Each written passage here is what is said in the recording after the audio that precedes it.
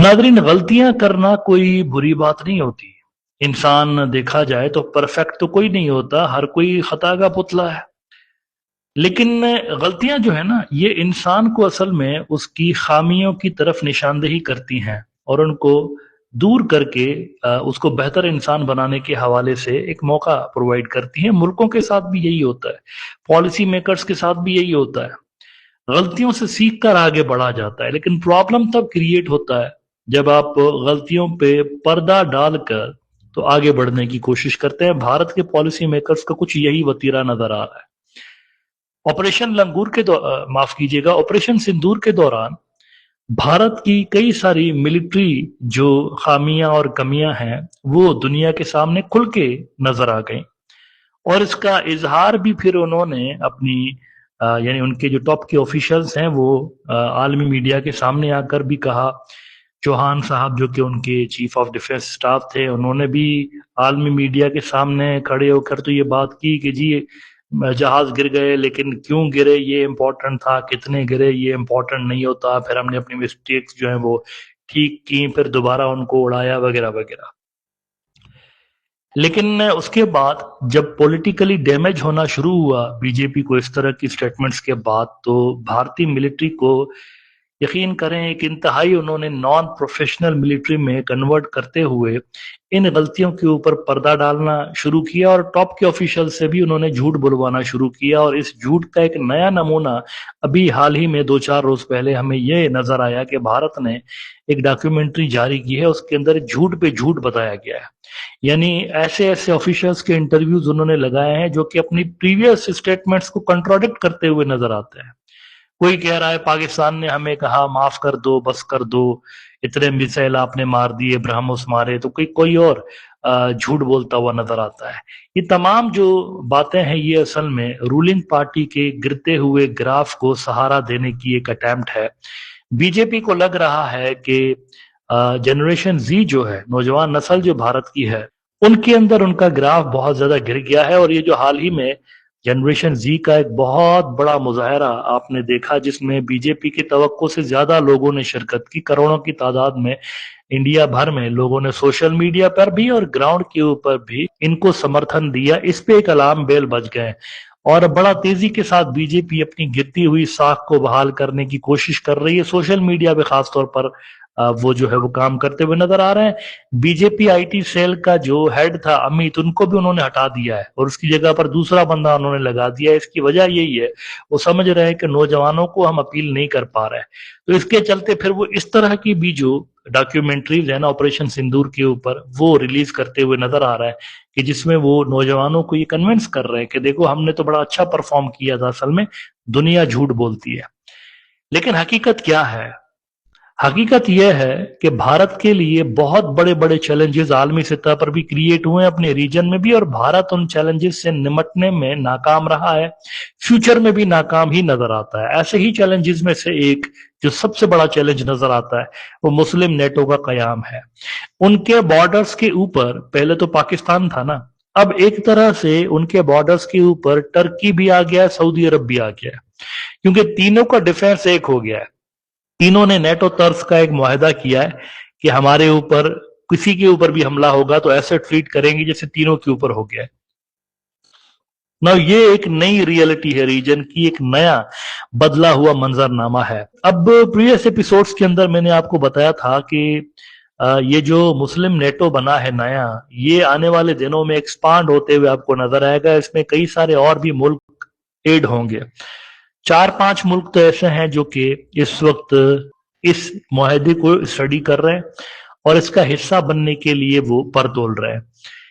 इनमें से 2 मुल्कों के हवाले से आपको याद होगा कि मैंने खास तौर पर एक एपिसोड किया था कि ये 2 मुल्क मुमकिन तौर पर शामिल होंगे। उनमें से एक का नाम तो इजिप्ट है और दूसरा मैंने आपको अजरबैजान का बताया था। अब इजिप्ट के हवाले से तो मैंने आपको कहा था कि उनके इजराइल के साथ कुछ ऐसे मुआहदात हैं जिसकी वजह से उनकी इस मुआहदे में मुस्लिम नेटो के अंदर शमूलियत में थोड़ी सी मुश्किल है। लेकिन हो सकता है कि इजिप्ट कोई रास्ता निकाल ले और इसके बावजूद भी इस मुआहदे के अंदर वो शामिल हो जाए। तो इस हवाले से बड़ी खबर यह है कि उनका जो फॉरेन मिनिस्टर है पिछले दिनों उनकी मुलाकात हुई हक्कान फिदान, जो कि टर्की का फॉरेन मिनिस्टर है, और सऊदी के फॉरेन मिनिस्टर के साथ डिनर पे कहीं ये मिले। बड़े खुशगवार दोस्ताना माहौल में इनकी मुलाकात हुई। तीनों फॉरेन मिनिस्टर्स ने साथ में खाना भी खाया और बातचीत भी की।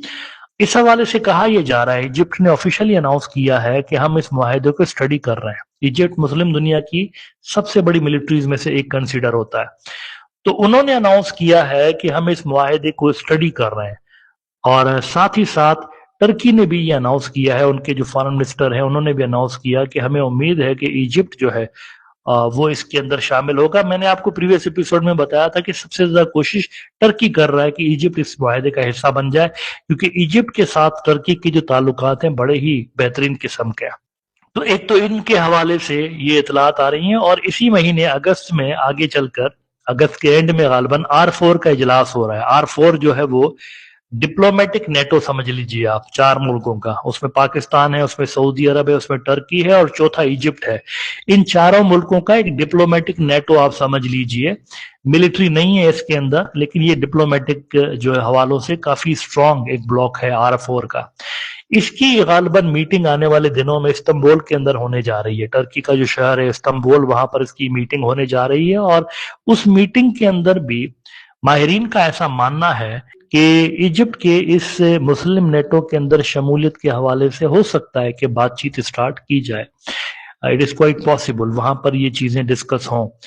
लेकिन आपको याद होगा कि मैंने आज़रबाईजान के हवाले से ज्यादा उम्मीद का इजहार किया था कि वो इसका हिस्सा बनेंगे।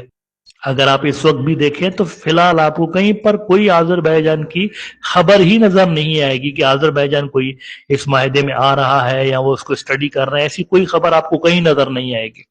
लेकिन ये बात मैं आपको बता दूं कि वो इनडायरेक्टली इस माहदे से जुड़े हुए ही है। आज़रबाईजान एक तरह से इस माहदे का हिस्सा ही है इनडायरेक्टली। वो यूं कि 2021 में आज़रबाईजान और टर्की के दरमियान डिफेंस पैक्ट हुआ था, मेरे ख्याल से सुशांत डिफेंस पैक्ट उसको कहते हैं। तो 2021 में वो डिफेंस पैक्ट साइन किया गया था। उसी पैक्ट की वजह से ही तो नगार्नो काराबाख की लड़ाई में आपको जो टर्की है आज़रबाईजान की हेल्प करता हुआ नजर आया मिलिटरली, और उससे पहले भी टर्की इनकी हेल्प करता रहा है। लेकिन 2021 में इन्होंने ऑफिशियली एक डिफेंस एग्रीमेंट साइन किया था। दोनों के दरमियान एक म्यूचुअल डिफेंस एग्रीमेंट एग्जिस्ट करता है। तो टर्की के ऊपर अगर हमला होता है तो आज़रबाईजान वैसे ही बाउंड हो जाता है उनकी हेल्प करने के लिए मिलिटरली। तो टर्की तो इस नेटो का हिस्सा है ना ऑलरेडी। तो इसका मतलब यह है कि आज़रबाईजान एक तरह से कनेक्टेड है इस माहदे के रूह से, अगर आप देखें। लेकिन इजिप्ट के हवाले से बहरहाल ये मामला अभी देखना बाकी है। वो स्टडी जरूर कर रहे हैं इसको। उन्होंने अनाउंस किया हुआ है कि इसको हम देख रहे हैं कि ये क्या है और इसमें किस तरीके से इजिप्ट जो है वो वैल्यूएट कर सकता है। तो ये भारत के लिए मसाइल हैं, ये मसाइल हैं। पाकिस्तान जो है वो सिर्फ पाकिस्तान नहीं रहा। पाकिस्तान मिलिटरली अगर आप देखें, अकेला पाकिस्तान इतना ज्यादा इनको फेंटा लगा रहा था ऑपरेशन बुनियानुल मरसूस में। आप देखें सारी दुनिया ने देखा भारत की क्या पिटाई हुई है। इतना तेजी के साथ तो पतझड़ के मौसम में पत्ते नहीं गिरते जितना तेजी के साथ भारतीय जहाज गिर रहे थे। और इन्होंने कोई इतना बड़ा तीर अगर मारा भी होता, फर्ज करें, तो नजर आता ना दुनिया में इनकी वाह होती। मुख्तलिफ मुल्क इनको कहते कि आप हमारे साथ मिलिट्री एग्रीमेंट्स करें, आप हमारे साथ दिफाई मुआहदात करें, आप हमें फला अपनी प्रोडक्ट आप हमें दें, ये दें वो दें, हमारे साथ एक्सरसाइजेज करें। ये होता, अर्जेंसी नजर आती ना। तो अर्जेंसी तो कहीं नजर नहीं आ रही, पाकिस्तान के केस में नजर आ रही है। यानी जीसीसी का पूरा ब्लॉक जो है, अक्सर ममालिक सवाए एक आध के, बाकी तो इनको बोल रहे हैं हमारे साथ आप मुश्तरका दिफाही एग्रीमेंट्स करें, इनको बोल रहे हैं पाकिस्तानी। कुवैत ने भी किया ना हाल ही में, इनके तो किसी ने लिफ्ट नहीं कराई भारतीयों को। तो ये कैसी विक्ट्री है कि जिसके बाद आप माजरत के साथ लेकिन जिल्लत आपको नसीब हुई है। ये कैसी, इसको विक्ट्री बोलेंगे आप कि कोई मुंह नहीं लगा रहा। और दूसरी तरफ जिनके लिए आप कह रहे हैं कि वो हमें कह रहे थे प्लीज बस कर दो, हमें तो ब्राह्मोस इतने मारे आपने, उनके साथ सारी दुनिया दिफाई ताल्लुकात बायलैटरल लेवल पर उनके साथ करने के लिए उतावली हुई पड़ी है। तो ये भारत के अंदर सोचना पड़ेगा। लेकिन ये जो बातें हैं नादरीन, ये सिर्फ आईटी सेल में जो है वो झूठ फैलाने से कुछ नहीं होता।